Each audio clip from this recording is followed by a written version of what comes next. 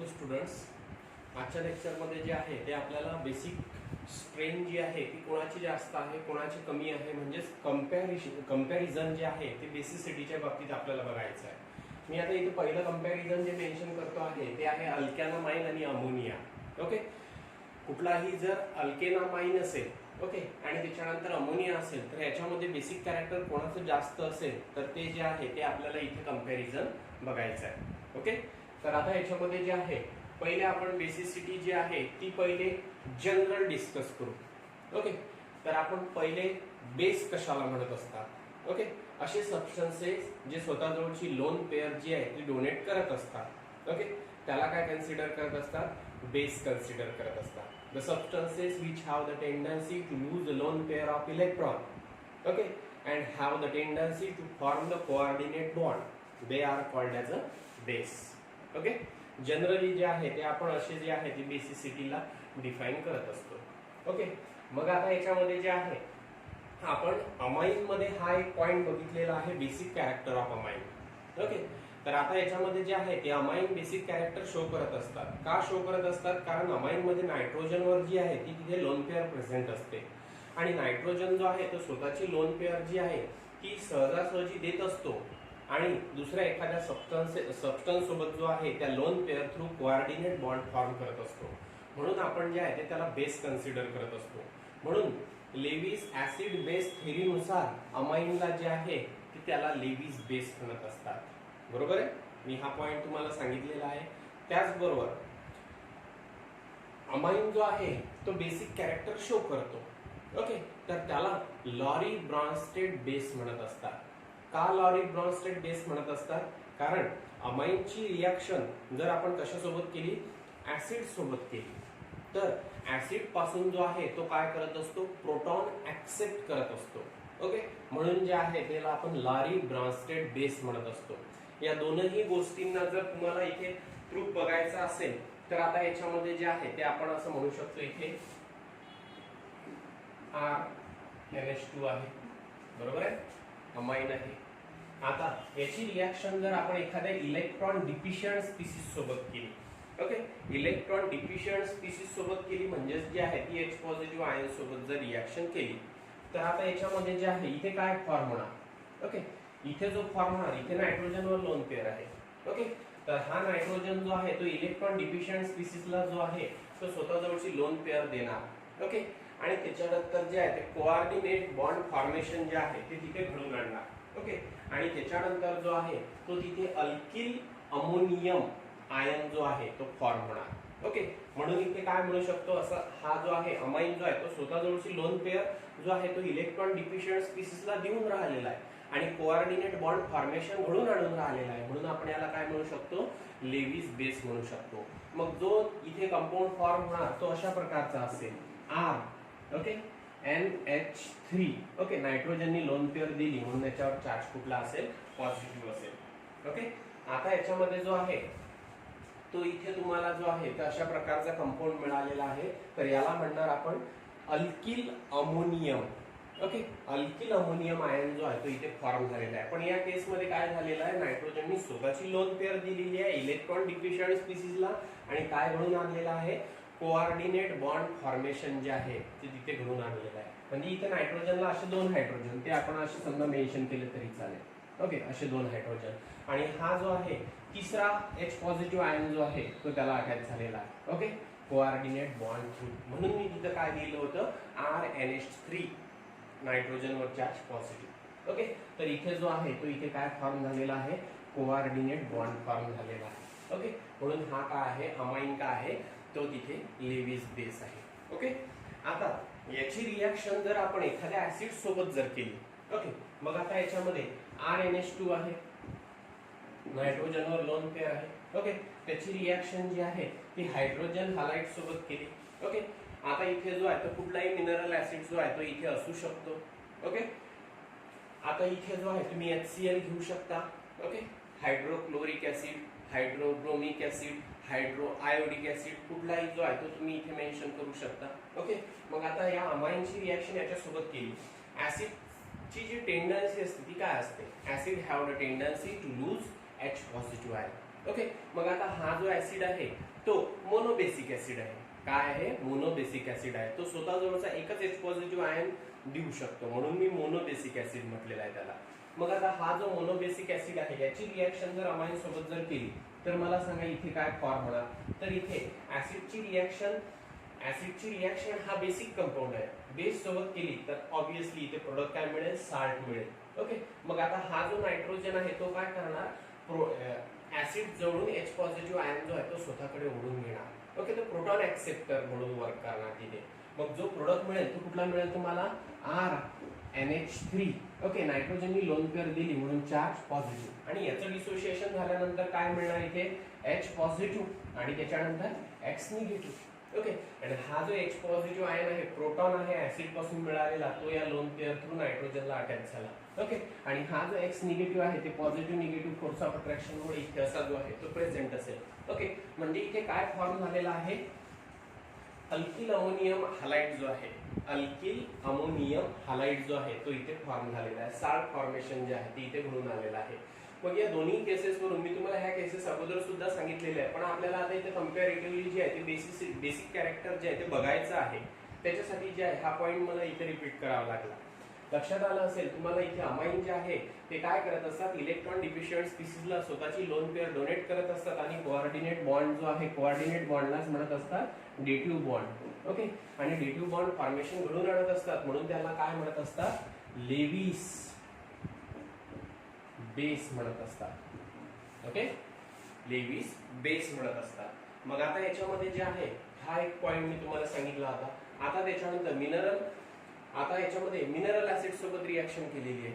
Okay, कुठलाही acid तुम्ही जो आहे तो तिथे मेन्शन करू शकता. आता अमाइनची रिएक्शन जी आहे ती ऍसिड सोबत केली तर ऍसिडचा गुणधर्म काय असतो? ऍसिडची टेंडन्सी काय असते? स्वतःजवळचा H पॉझिटिव्ह आयन डोनेट करण्याचा, बरोबर आहे. मग आता याच्यामध्ये हा स्वतःजवळचा H पॉझिटिव्ह आयन डोनेट करणार, आणि हा बेस असल्यामुळे काय करणार? हे H पॉझिटिव्ह आयन जो आहे, प्रोटॉन जो आहे तो ऍक्सेप्ट करणार. ओके, या रिएक्शन मध्ये असंच लक्षात येऊन राहिलेलं आहे की नायट्रोजननी जे आहे ते ऍसिड कडून H पॉझिटिव्ह आयन स्वतःकडे जो आहे तो ओढून घेतला, प्रोटॉन ऍक्सेप्ट केला, आणि त्याच्यानंतर जो आहे तो इथे अल्किल अमोनियम हॅलाइड जो आहे तो तिथे फॉर्म करून दिलेला आहे.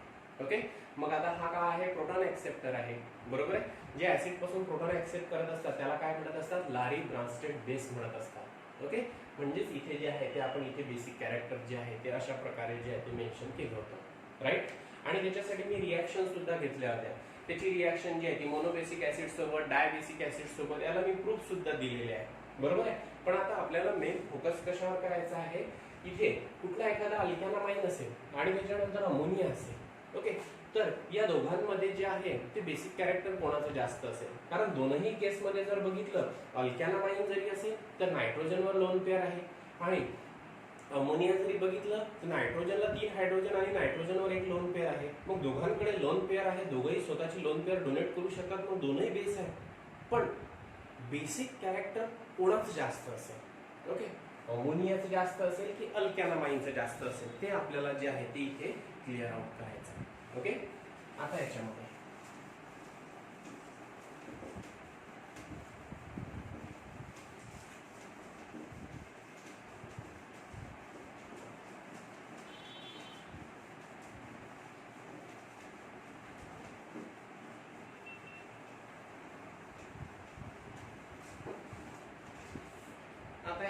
पहिले सर्वात अगोदर जे आहे ते आपण इथे अल्कॅनामाइन मेन्शन करू.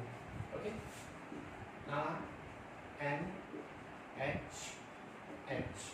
ओके, इथे नायट्रोजनवर lone pair, ammonia NH. Okay, या केसमध्ये सुद्धा नायट्रोजनचा हायब्रिडायझेशन आणि या केसमध्ये सुद्धा नायट्रोजनचा हायब्रिडायझेशन सेम आहे.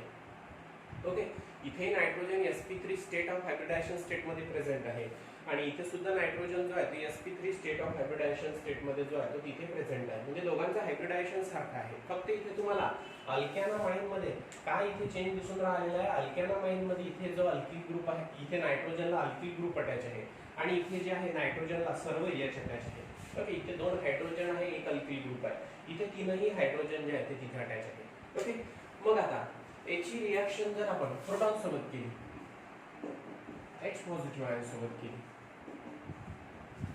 ओके, आता याच्यामध्ये फक्त तुम्हाला इथे डिफरन्स दिसून राहिलेला आहे. ओके, मग बेसिक कॅरेक्टर कोणाचं जास्त असेल आणि कोणाचं कमी असेल ते आपल्याला बघायचं, कारण बऱ्याचदा जे आहे ते बेसिक कॅरेक्टरवर जे आहे ते रिलेटिव्ह स्ट्रेंथवर जो आहे तो क्वेश्चन विचारत असतात. ओके, मी क्वेश्चनचं स्वरूप सुद्धा तुम्हाला सांगितलेलं आहे. Okay, which of the following compound is more basic, which of the following compound is less basic, किंवा arrange the following compound in the increasing order of their basicity, और arrange the following compound in the decreasing order of their basicity. अशा प्रकारचं जे आहे ते क्वेश्चनचं स्वरूप जे आहे ते तिथे असू शकते. ओके, मग आता याच्यामध्ये अल्कॅनामाइन आहे, ओके, अल्किलामाइन आहे आणि त्याच्यानंतर अमोनिया आहे. तर मग आता याच्यामध्ये कोणाची स्ट्रेन, रिलेटिव्ह बेसिक स्ट्रेन जी आहे ती जास्त असेल ते जर आपल्याला बघायचं असेल तर मग आपण आता इथे त्याच्यासाठी मी काय केलेलं आहे, अल्कॅनामाइनची रिॲक्शन जी आहे ती H पॉझिटिव्ह आयन सोबत केली आणि अमोनियाची रिॲक्शन जी आहे ती H पॉझिटिव्ह आयन सोबत केली. ओके, मग आता याच्यामध्ये जे प्रोडक्ट मिळणार ते प्रोडक्ट कसे असतील आपण इथे बघू. Okay, reversible double headed arrow जो आहे तो इथे दाखवलेला आहे, रिव्हर्सिबल रिॲक्शन आहे. आता इथे नायट्रोजनवर लोन पेअर आहे. नायट्रोजन स्वतःची लोन पेअर जो आहे तो इलेक्ट्रॉन डिफिशियंट स्पीसीसला डोनेट करणार, म्हणजे ऍसिड पासून H पॉझिटिव्ह आयन तो काय करणार, ऍक्सेप्ट करणार. हा जो प्रोटॉन आहे, हा जो H पॉझिटिव्ह आयन आहे तो कोणी दिलेला आहे, ऍसिडने दिलेला आहे. ओके, मग आता इथे जो प्रोडक्ट फॉर्म होणार तो असं होणार RNH आणि इथे जो आहे तो तिथे एक हायड्रोजन अटॅच होणार.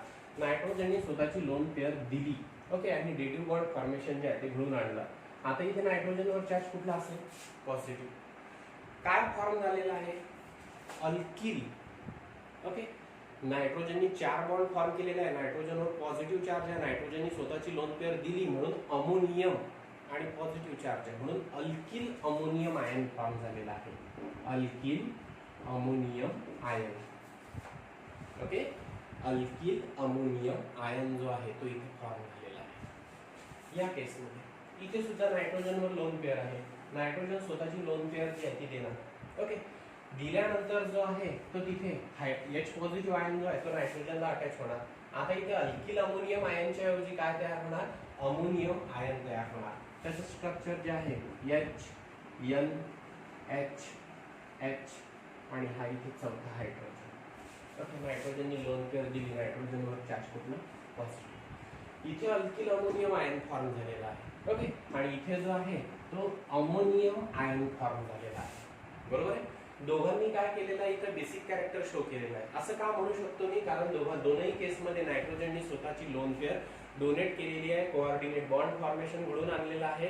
लेविस बेस थेरीनुसार, लॉरी ब्रॉन्स्टेड बेसनुसार, ओके, लेविस थेरीनुसार आणि लॉरी ब्रॉन्स्टेड थेरीनुसार जे आहे ते आपण काय म्हणू शकतो की हे जे आहे हे बेसिक कॅरेक्टर शो करतात.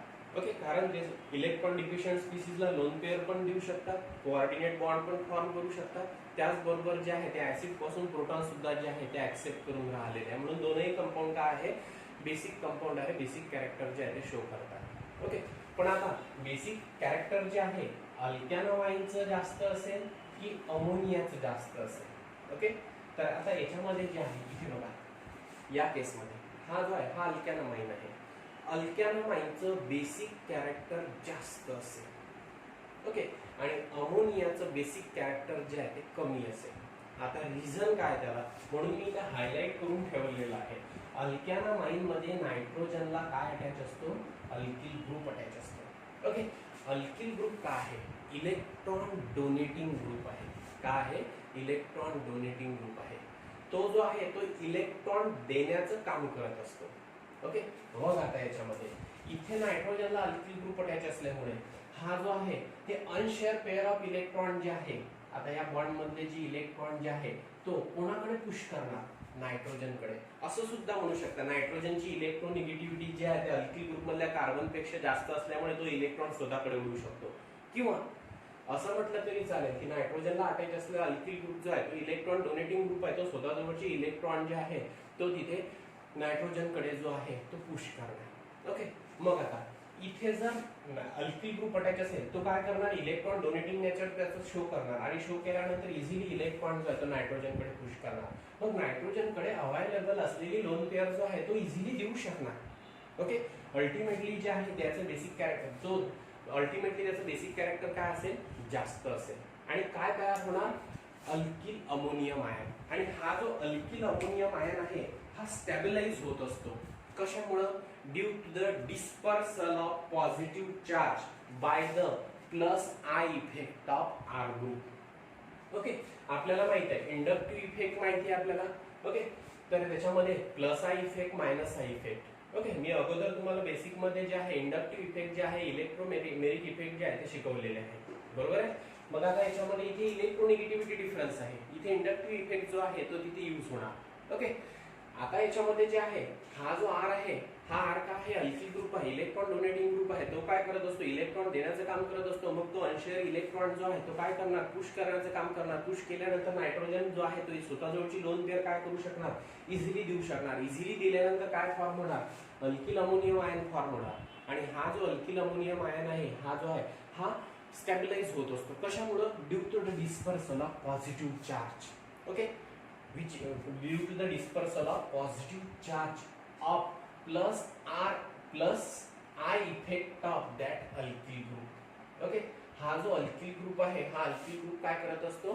प्लस आय इफेक्ट शो करत असतो, प्लस इंडक्टिव्ह इफेक्ट जो आहे तो शो करत असतो.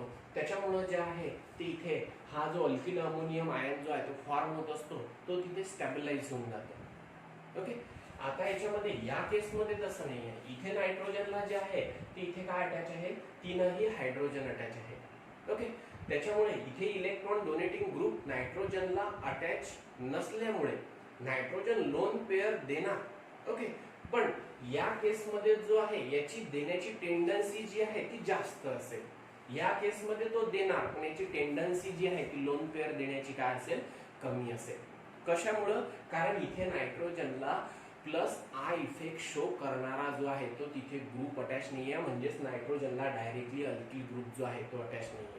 ओके, जर तो अटॅच नसेल तर तो इलेक्ट्रॉन शेअर करणार नाही. नायट्रोजन जो आहे तो लवकर इलेक्ट्रॉन देणार नाही. देणार याही केसमध्ये देणार, लोन पेअर ऑफ इलेक्ट्रॉन देणार.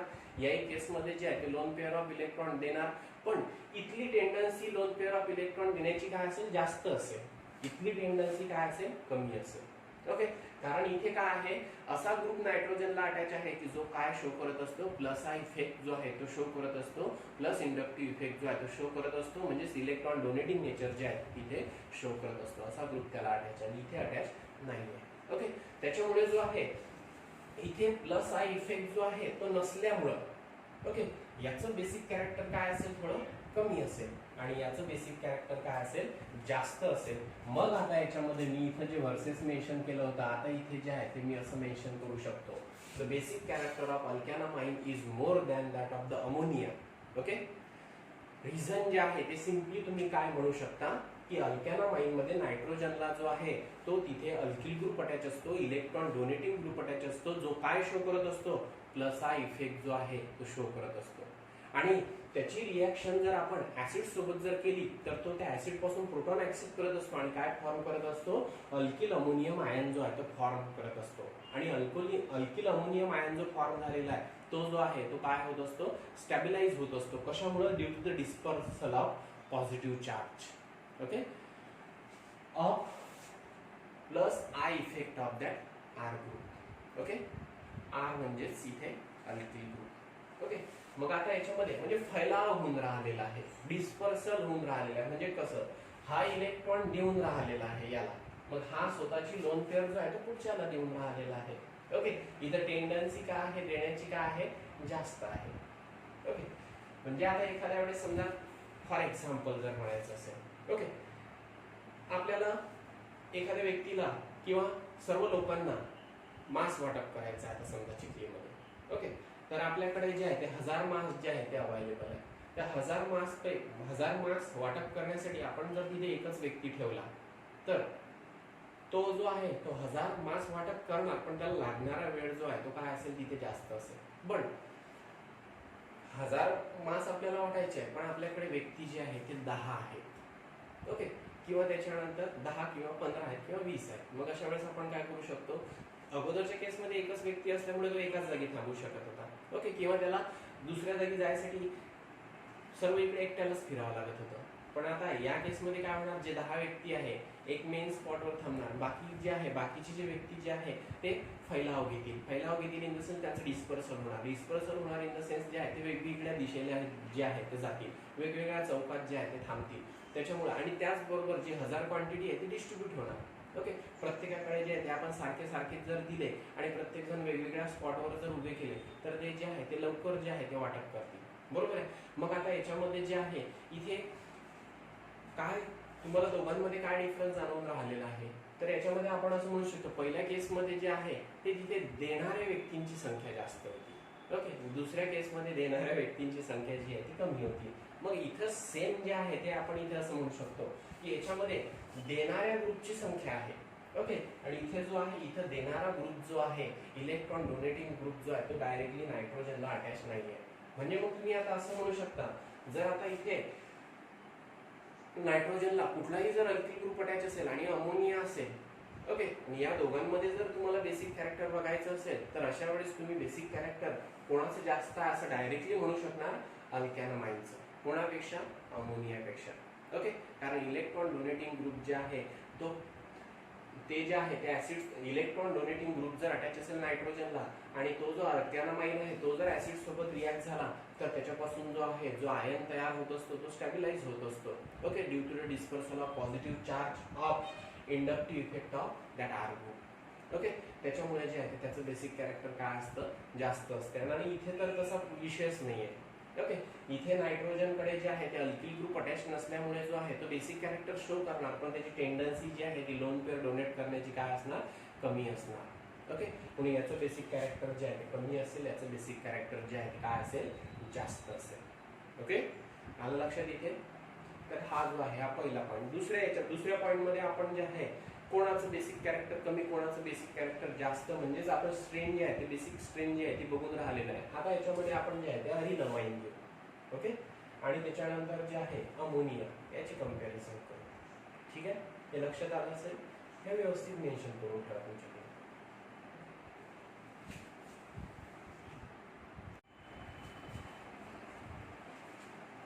ओके, आता याच्यामध्ये जे आहे तुमच्याकडे अरिलमाइन आहे आणि अमोनिया आहे.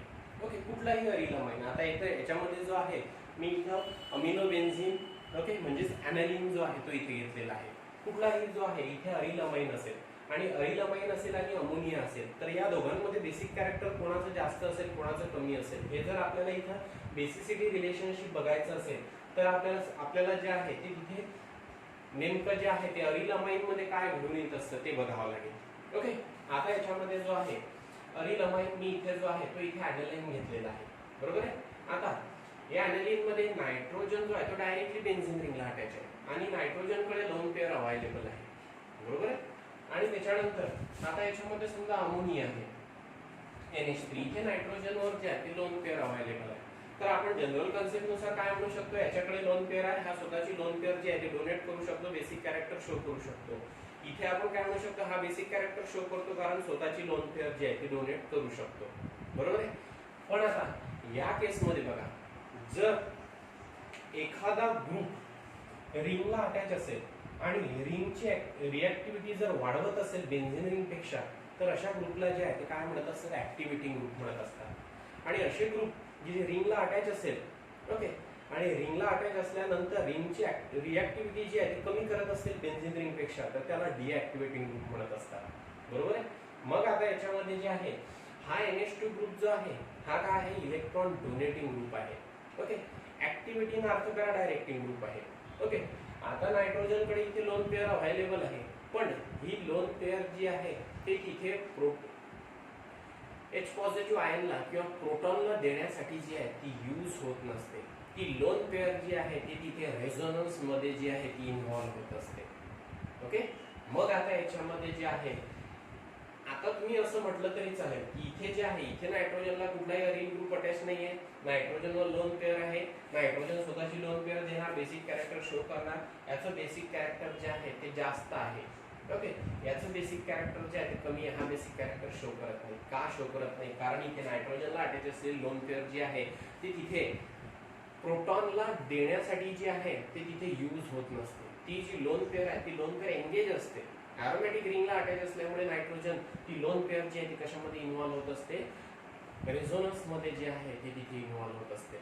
ओके, मग आता या कंपाऊंडची स्टॅबिलिटी जी आहे ती कशामुळे जास्त आहे किंवा याची स्टॅबिलिटी, हा कंपाऊंड जो आहे तो मोर स्टेबल का आहे, कारण हा जो आहे तो तिथे रेझोनेटिंग स्ट्रक्चर जो आहे तो शो करत असतो.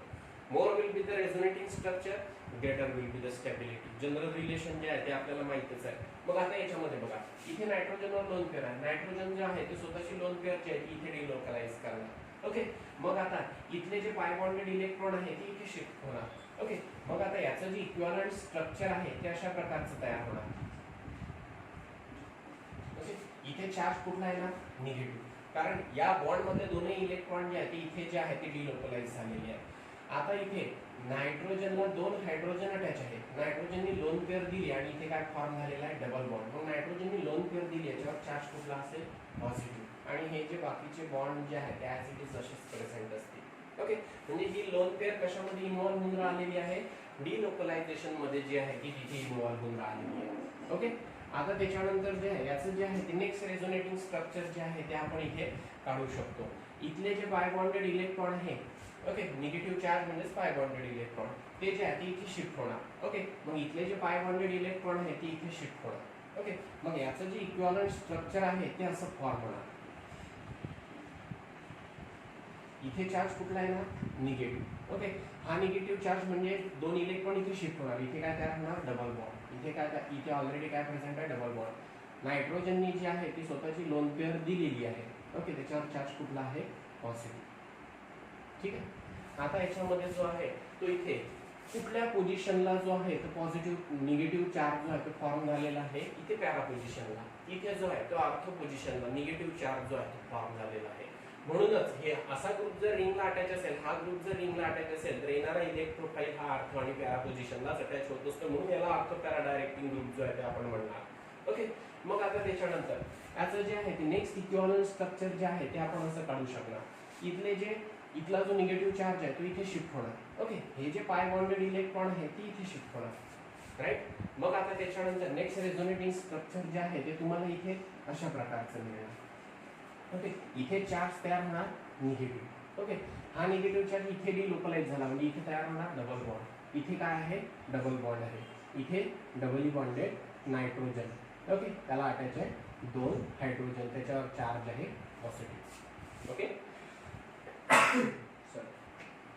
आता त्याच्यानंतर जे आहे इथे पुन्हा जे आहे त्या ऑर्थो पोझिशनवर निगेटिव्ह चार्ज जो आहे तो इथे तयार झालेला आहे. आता नेक्स्ट स्ट्रक्चर जे आहे ते नेक्स्ट रेझोनेटिंग स्ट्रक्चर जे आहे ते कसं असेल, आता इथे जो निगेटिव्ह चार्ज प्रेझेंट आहे हा निगेटिव्ह चार्ज जो आहे तो इथे डिलोकलाइज झाला तर या पाय बॉन्ड मधले इलेक्ट्रॉन जे आहे ते पुन्हा नायट्रोजनकडे शिफ्ट होणार आणि तुम्हाला जे आहे ते इथे काय मिळणार, पॅरेंट स्ट्रक्चर जे आहे ते इथे मिळणार. ओके, म्हणजेच इथे तयार होणार NH2.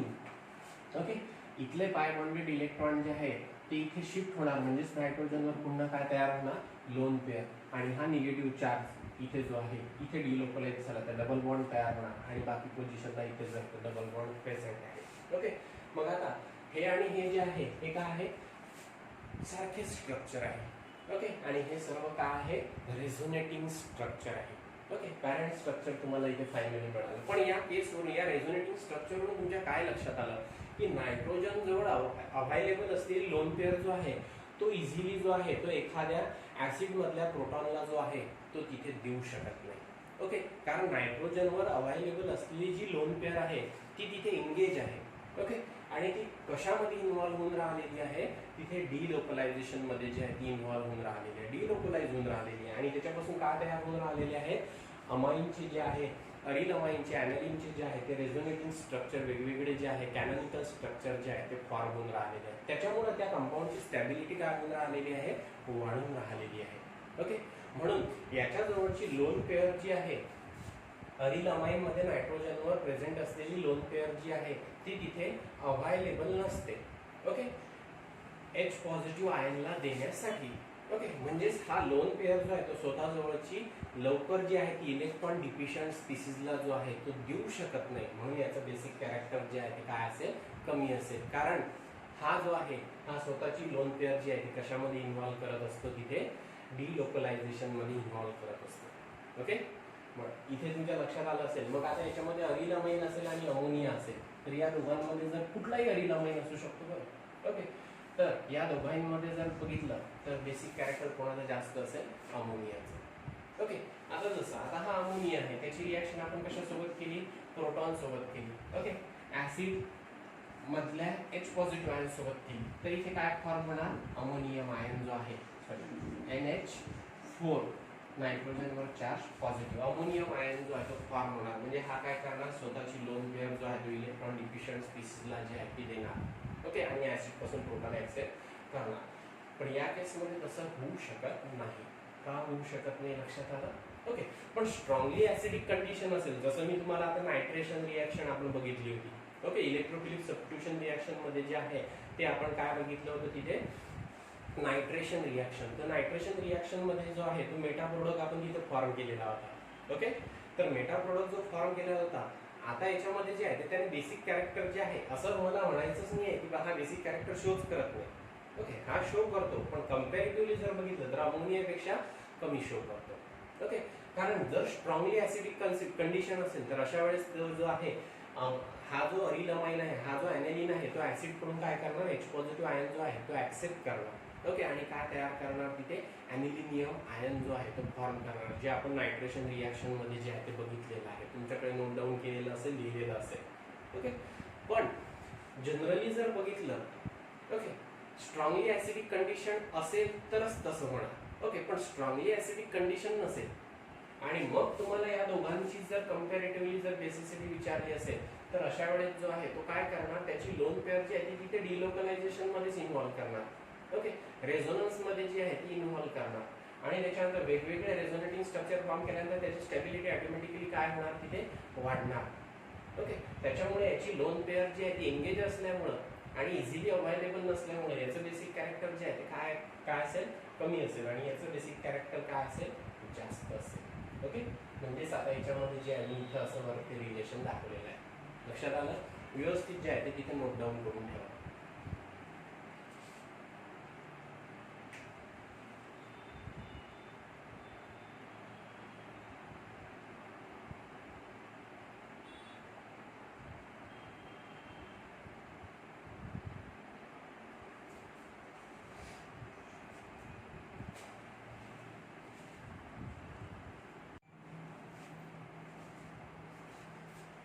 आपण 11th मध्ये जे आहे तर तिथे ortho para directing group, meta directing group, activating group आणि डिऍक्टिव्हेटिंग ग्रुप जे आहे ते तिथे बघितले होते. ओके, बऱ्याचदा जे आहे मी तुम्हाला काय म्हटलं होतं की तिथे जे आहे इन्क्रीजिंग ऑर्डर, डिक्रीजिंग ऑर्डर जो आहे ते तुम्हाला तिथे तयार करायचा असतो.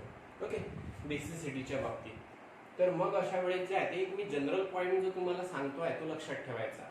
ओके, कुठलाही जर आता याच्यामध्ये जे आहे अमाइन असेल, ओके, ॲरोमॅटिक अमाइन असेल, म्हणजे समजा ॲनेलिन असेल किंवा ॲनेलिनचा डेरिव्हेटिव्ह असेल, मग आता ॲनेलिन असू शकतो किंवा ॲनेलिनचा डेरिव्हेटिव्ह सुद्धा जो आहे तो तिथे असू शकतो. ओके, मग त्या केसमध्ये जे आहे ते बेसिक कॅरेक्टर कोणाचं जास्त असेल, कोणाचं कमी असेल, असा जर क्वेश्चन असेल तर काय करायचं? आता तुम्हाला इलेक्ट्रॉन रिलीजिंग ग्रुप माहिती आहे, इलेक्ट्रॉन डोनेटिंग ग्रुप जे आहे ते माहिती आहे. म्हणजे आता याच्यामध्ये जे आहे आर आहे, आर म्हणजे कुठलाही जो आहे तो अल्किल ग्रुप आहे. त्याच्यानंतर जो आहे NH2 आहे. ओके, त्याच्यानंतर जो आहे OH आहे, त्याच्यानंतर जो आहे OR आहे. बरोबर आहे? तर हे जे आहे हे का आहे? NHR आहे. बरोबर आहे? हे का आहे? इलेक्ट्रॉन रिलीजिंग ग्रुप आहे, इलेक्ट्रॉन डोनेटिंग ग्रुप आहे. आणि हे ग्रुप जर तिथे रिंगला अटॅच असतील, ओके, म्हणजेच काय असेल? सबस्टिट्यूटेड ॲनेलिन असेल एखादा. ओके, सबस्टिट्यूटेड ॲनेलिन असेल आणि त्या सबस्टिट्यूटेड ॲनेलिन मध्ये जो सबस्टिट्यूएंट आहे तिथे कुठला असेल? R असेल, NH2 असेल, OH असेल, OR असेल, NHR असेल, NHCOR असेल. म्हणजेच हे काय असतील? इलेक्ट्रॉन रिलीजिंग ग्रुप जर अटॅच असेल, ओके, तर त्या कंपाऊंडचं जे आहे ते बेसिक कॅरेक्टर जे आहे ते जास्त असेल. ओके, कोणापेक्षा? आता तुम्हाला माहित आहे इलेक्ट्रॉन विड्रॉइंग ग्रुप. ओके, आता जर ॲनेलिन असेल, सबस्टिट्यूटेड ॲनेलिन असेल आणि सबस्टिट्यूएंट कुठला अटॅच असेल? NO2 असेल, CN असेल. ओके, त्याच्यानंतर SO3H असेल. ओके, तर आता हे जे ग्रुप आहे हे सर्व काय आहे? इलेक्ट्रॉन विड्रॉइंग ग्रुप आहे. किंवा त्याच्यानंतर जो आहे COOH आहे, ओके, COOR आहे, त्याच्यानंतर CHO आहे. अशा प्रकारचे ग्रुप जे आहे ते जर तिथे रिंगला अटॅच असतील, ओके, तर अशा वेळेस जे आहे ते काय करत असतात, ते रिंग कडून जे आहे ते इलेक्ट्रॉन ओढण्याचं काम जे आहे ते करत असतात. ओके, त्याच्यामुळे नायट्रोजन जो आहे तो स्वतःची लोन पेअर जो आहे तो इझिली देऊ शकत नाही. तर त्या केसमध्ये त्या कंपाऊंडची जी आहे ते बेसिक कॅरेक्टर जे आहे ते काय असतं, कमी असतं. आणि हे जर electron releasing group, donating group जर रिंगला अटॅच असेल तर अशा वेळेस जे आहे त्या कंपाऊंडची, ॲनेलिनची बेसिक कॅरेक्टर काय असते, जास्त असते. ओके, म्हणजे मला एवढ्या याच्यामध्ये काय सांगायचं आहे, तर तुम्ही जे आहे 11th मध्ये जो आपला टॉपिक झालेला आहे directive influence of substituent in mono substituted benzene. Okay, म्हणजेच activating ortho para directing nature. Okay, त्याच्यानंतर deactivating meta directing nature. Okay, deactivating ortho para directing nature. तर हे जे आपण इथे अर्थ पॅराडायरेक्टिंग डीऍक्टिव्हेटिंग ग्रुप बघितले होते, ओके, तर ते ग्रुप जे आहे ते एकदा ओव्हरलुक करायचे. त्याच्यासाठी मी जो जनरल पॉईंट सांगितलेला आहे तो असा आहे, जर एखादा अरोमॅटिक अमाइन असेल, ॲनेलिन असेल, ओके, किंवा ॲनेलिनचा कुठला एखादा डेरिव्हेटिव्ह असेल, ओके, आणि जर त्या रिंगवर जर अशा प्रकारचे ग्रुप जर अटॅच असतील, म्हणजे कुठले electron releasing group, electron donating group जर रिंगला अटॅच असेल तर अशा वेळेस त्या अरोमॅटिक अमाइनची बेसिसिटी काय असेल, जास्त असेल. Okay, nitrogen is electron donating group attach आहे, म्हणजे ते रिंगला इलेक्ट्रॉन डोनेट करणार. ओके, रिंगला इलेक्ट्रॉन डोनेट करणार, मग नायट्रोजन जो रिंगवर अटॅच आहे तो स्वतःजवळची लोन पेअर जी आहे ती काय करू शकणार, लवकर देऊ शकणार. Okay, but electron withdrawing group, okay, जर रिंगला अटॅच असेल तर अशा वेळेस ते काय करणार, जे रिंगकडून इलेक्ट्रॉन ओढणार. ओके, मग नायट्रोजन जो रिंगला अटॅच आहे तो स्वतःजवळची लोन पेअर जी आहे ती सहजासहजी आणि लवकर जी आहे ती देऊ शकणार नाही. म्हणून त्याचं बेसिक कॅरेक्टर काय म्हणू शकतो आपण, कमी असू शकतो. आणि असे जर ग्रुप अटॅच असेल तर त्यांचं बेसिक कॅरेक्टर काय असेल, जास्त असेल. म्हणजेच इलेक्ट्रॉन रिलीजिंग ग्रुप जर अरोमॅटिक अमाइन रिंगला जर अटॅच असेल तर त्याचं बेसिक कॅरेक्टर जास्त असेल. ओके, पण इलेक्ट्रॉन विड्रॉइंग ग्रुप जर रिंगला अटॅच असेल तर त्या अरोमॅटिक अमाइनचं जे आहे ते बेसिक कॅरेक्टर काय असेल, कमी असेल. ओके, आलं इथे लक्षात. तर हे फॉर एक्झाम्पल म्हणून जे आहे मी तुम्हाला इथे ग्रुप सांगितले, फॉर एक्झाम्पल म्हणून हे ग्रुप इथे सांगितलेले आहे. ओके, तर लक्षात आलं असेल आपण जे आहे ते बेसिसिटी रिलेशनशिप जे आहे ते बघितलेलं आहे. ओके, नेक्स्ट लेक्चरमध्ये जो आहे तो आपण नेक्स्ट पॉईंट बघू तिथे. ठीक आहे.